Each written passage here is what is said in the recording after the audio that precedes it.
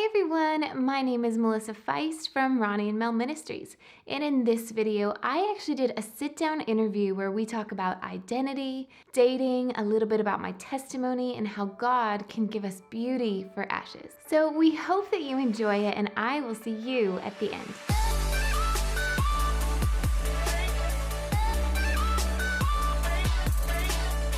Okay, so you didn't grow up in church. So tell me a little bit about your life. So did you never go to church? Well, so my family, we kind of were in a Catholic type background, but we weren't even good Catholics. Like, we didn't even go to church much on Sunday.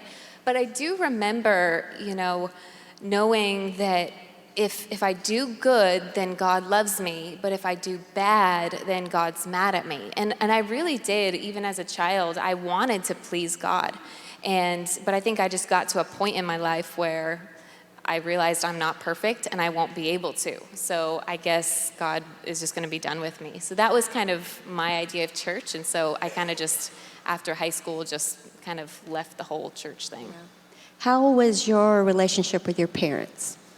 So my relationship with my mom was okay. She was like the sweetest, best mom. And to be honest, I was actually a brat.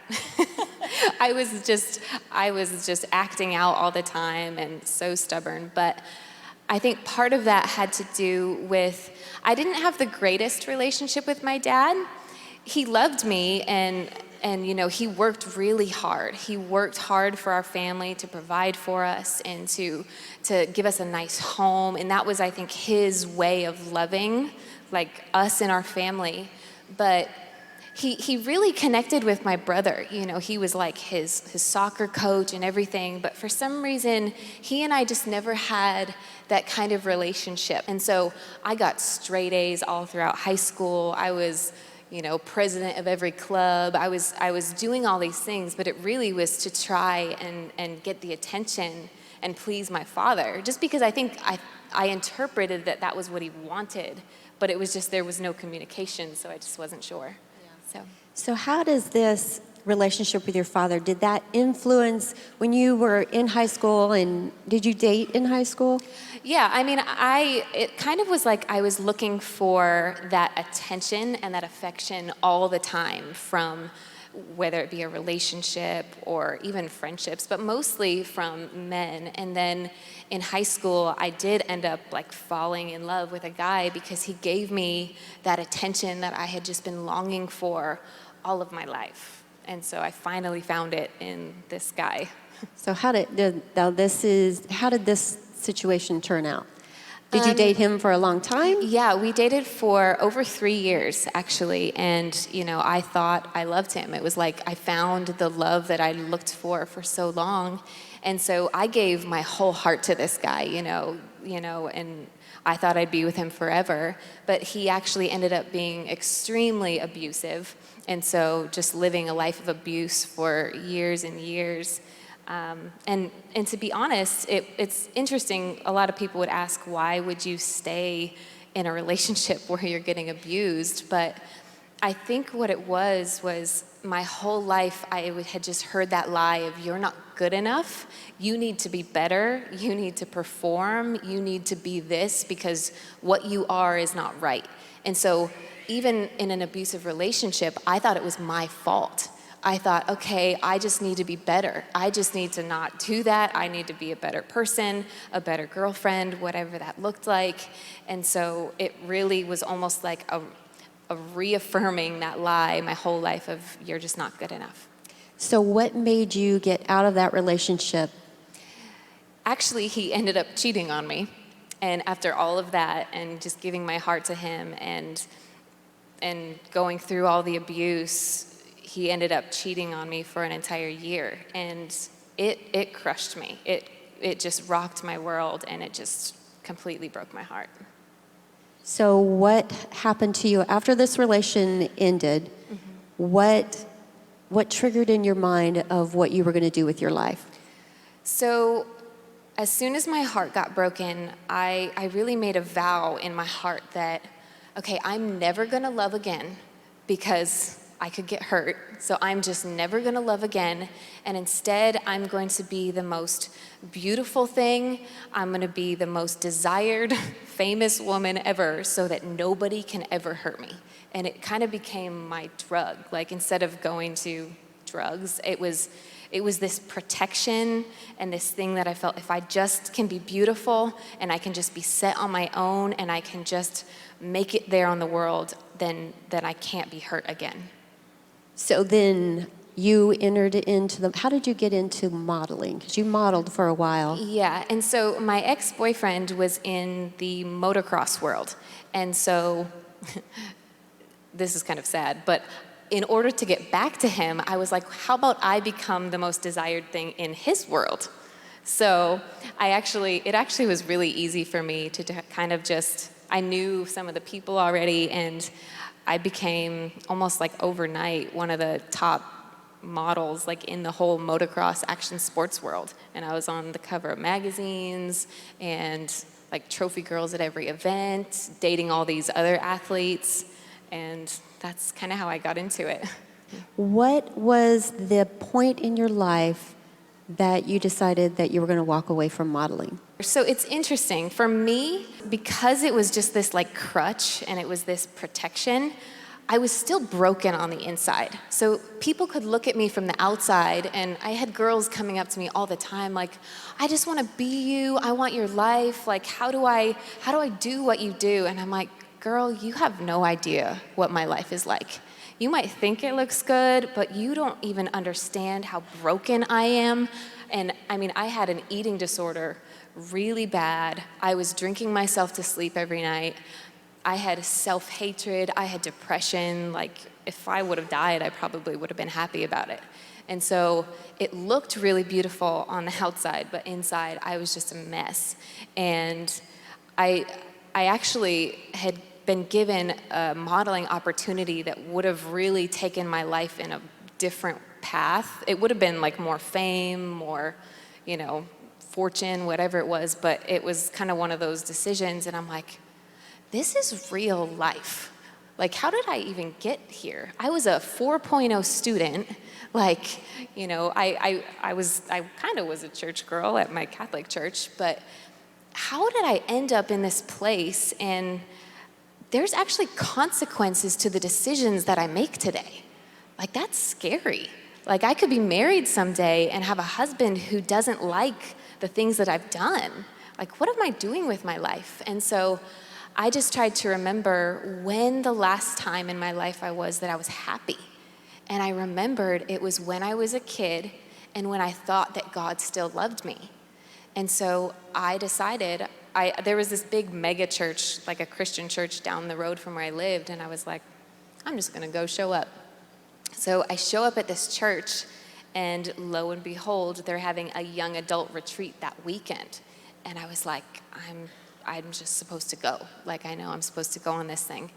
And so at that retreat, the Lord just encountered me radically with his love. And I opened the Bible and I realized that it wasn't what I could do, and it wasn't my perfection and my works that earned God's love, but that he died on that cross for me, that I could be forgiven, and that even though I had sinned and ran away from God, he could still love me and he could take me back. And just that revelation of who he really was, I went up and got prayed for. I gave my life to the Lord, and as the lady prayed for me, she just said this one phrase. She said, Melissa, all the things that you've been, and she didn't even know me, like I just told her my name.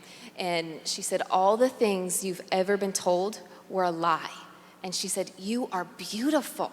You are precious. And it was just, I've never heard those things before. I've just heard you're not good enough. You're not beautiful enough. You need to be this, you need to be that. And it was for the first time I heard truth, and I just wept. And as I just cried and I cried, I just got delivered of everything. My eating disorder just broke off. Yeah, Jesus is real. He really is real.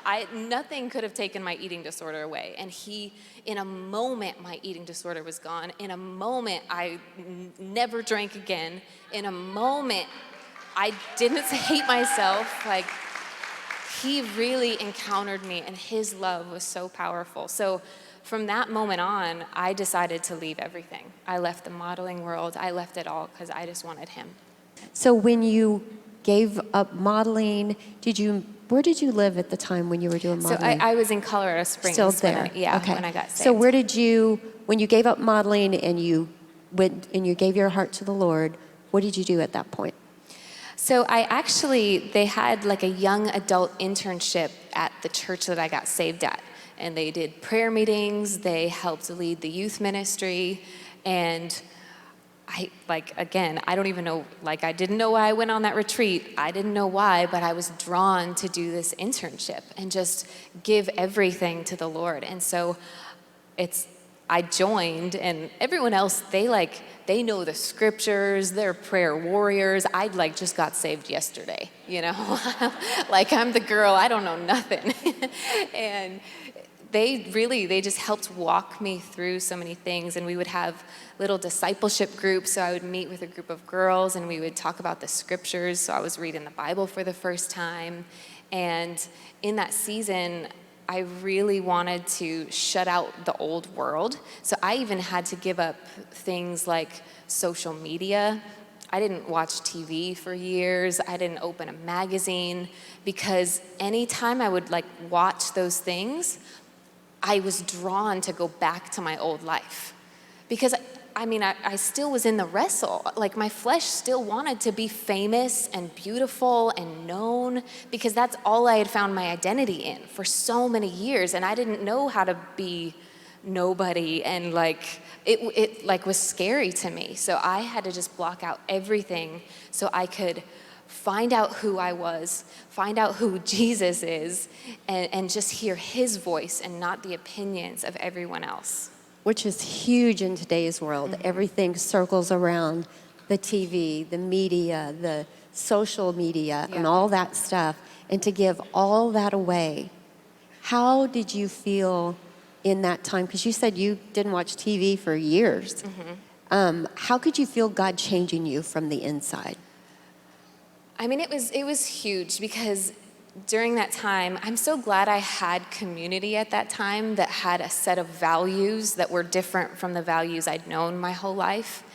And in that time, it talks about it in 1 Peter, where, we can adorn ourselves with all these things that the world calls beautiful, but the Lord calls our heart beautiful.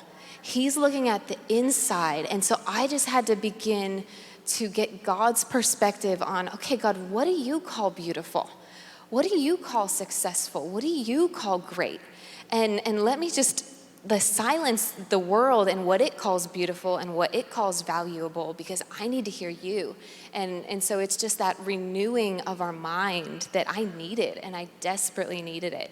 And so it did. It radically changed me. I cried through that whole year and a half, just as the Lord stripped me. And I was like, okay, Lord, I'll give you my blonde hair. Okay, I'll go back to brown hair. Okay, it was just those little things, but to me, they were my identity. And he didn't want me to find my identity in what I looked like anymore, or the number on the scale, or whatever that was. And so I had to surrender it all. And so I got free.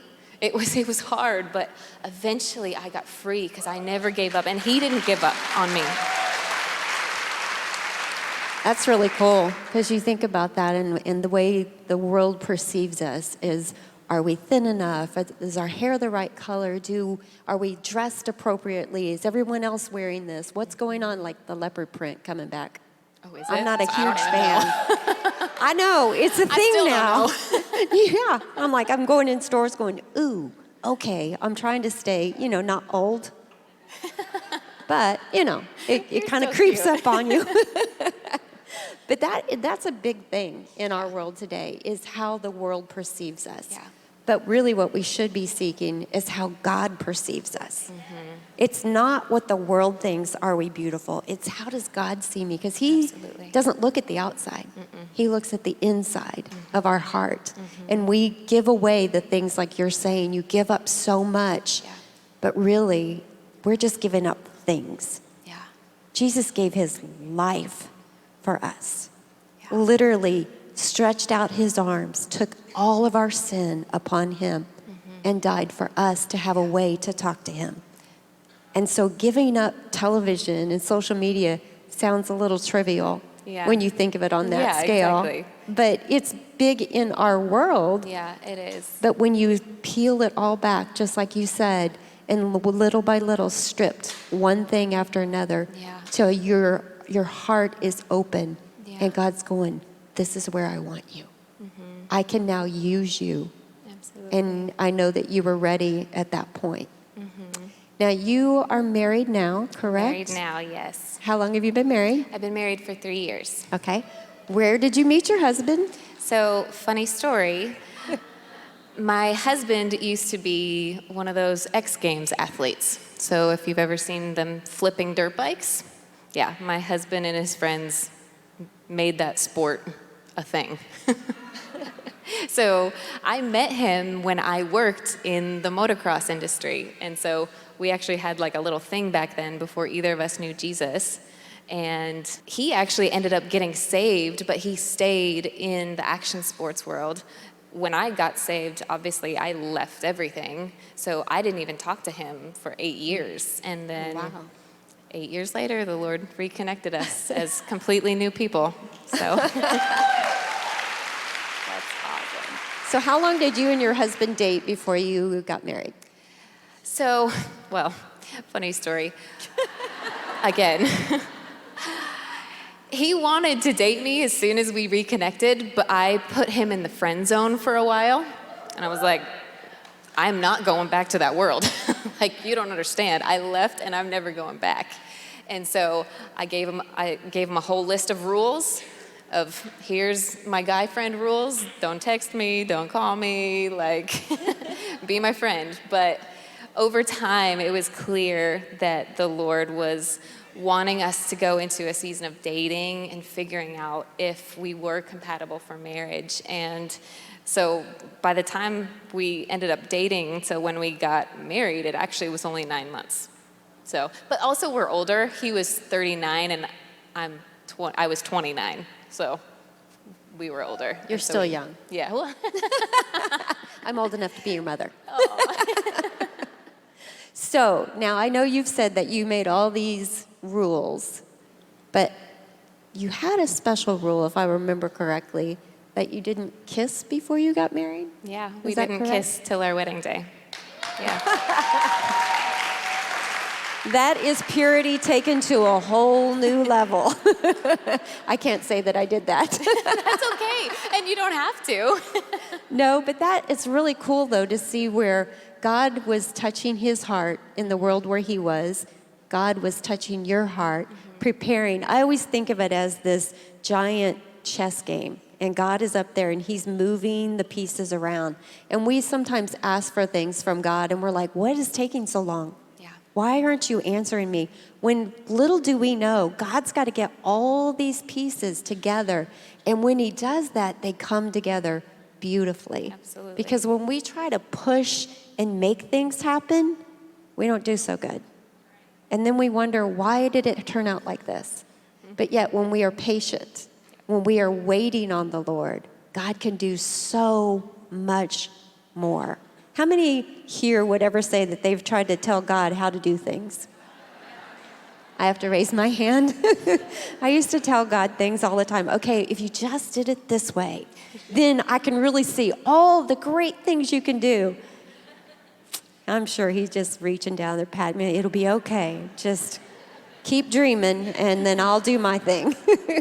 But honestly, when we get out of the way, is when God does some of the most amazing things. There are times in your life that God's going to push you a little bit further. He's going to stretch you a little bit more.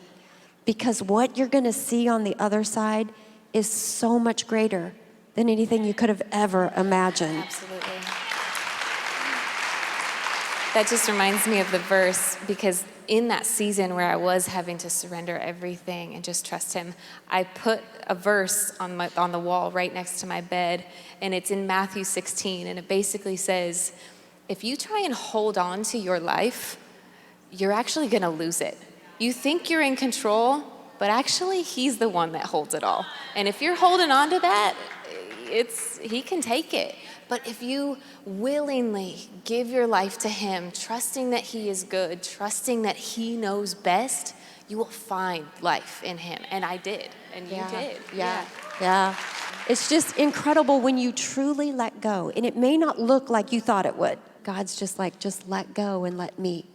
And it's when you release it that God can do some of the most amazing things. So this year we have been focused on Beauty for Ashes. And I know you and I talked about that. And our whole year has been designed around Beauty for Ashes, how God takes the ashes of our life and turns it into beauty. So can you share a little bit how, because I know when you and I were talking, we were talking about that, you're like, oh man, that is exactly what God had laid on my heart when I was going through some of this. Can you share some of that? Yeah, I feel like the Lord gave me beauty for ashes in so many areas of my life. And one even was with my husband. I mean, 10 years ago, we both were in, completely far away from God, had a completely ungodly relationship, and yet 10 years later, here we are. We saved ourselves for our marriage, even though 10 years ago it was a mess. But that the Lord could redeem something and bring something beautiful out of it. And then out of the story of how God led us, like the Lord can use it to touch other people and encourage them.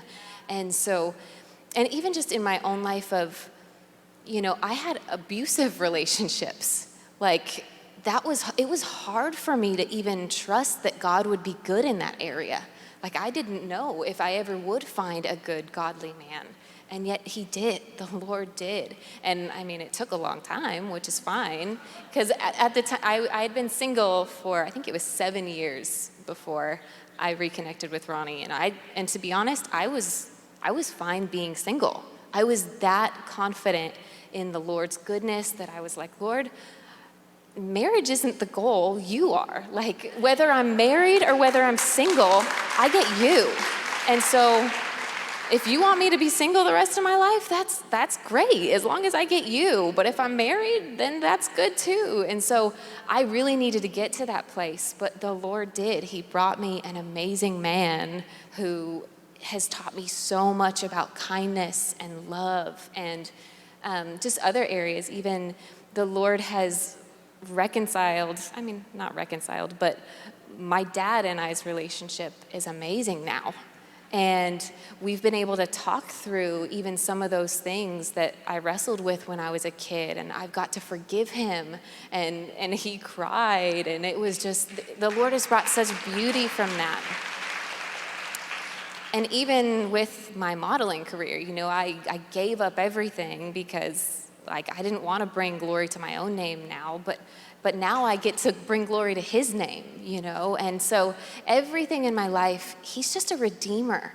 That is what the Lord loves to do. He loves taking broken things that it probably was our fault that it's a mess, and showing his goodness and his kindness, that when we just trust him, he makes it all right. So if you were to talk to young girls about dating, not necessarily dating rules and stuff like that, but what would be the one advice that you would give girls that are starting to date, or women who are dating that have waited and maybe have not dated very much?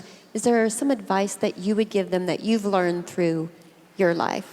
Yeah, oh my gosh, there's a lot of advice that you could give for this. I'll try and make it quick. Definitely first, know who you are in and of yourself before even getting into dating. Because I often hear people looking for someone to complete them, But no, you don't need someone else to complete you. You needed Christ to complete you. And in him, you are complete. And so find out who you are, what God has called you to do, so that when you do come alongside a man, or a man comes alongside you, you can know if you're compatible and if God actually has you walking together, because you already know what you're about.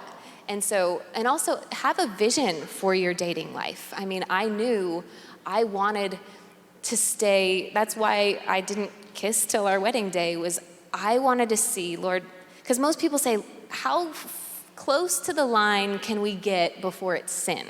Like, how far can we play with that line, and how far can we go? I wanted to go the complete opposite way. I wanted to say, Lord, how holy can I stay? Like, how pleasing can I walk in my dating life and then stand there on my wedding day pleasing in your sight? So I wanted to I had that vision even before I met Ronnie. And so that's why I had all those boundaries and things, so that I could walk out that vision. But I think another thing too would really just be, have friends around you, have counsel, have mentors to speak into your life. Like, we had all of our mentors and our friends speaking into us, and we always were surrendering it to the Lord. Like, Lord, if you don't want this tomorrow, like, we will surrender it. And so just always have it surrendered to the Lord.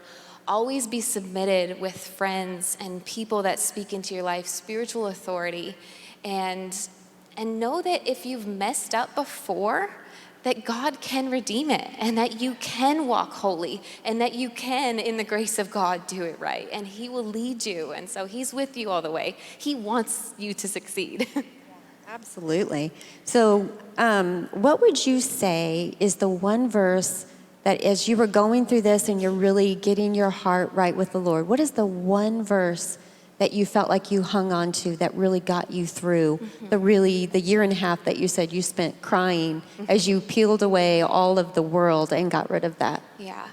I mean, I think one was that verse about basically giving your life to him, not holding on to your own life. But another one that I think of is, there's a story in the Bible about a sinful woman, and Jesus says of her, those that have been forgiven much love much. And to just always remember how much he had forgiven me of, and that it was about love. That I love him because of what he's done for me, and to never lose sight of that, and to always remember what he did on that cross, what he saved me from, and that he is truly better than anything that the world has to offer. One last thing I'm going to ask you.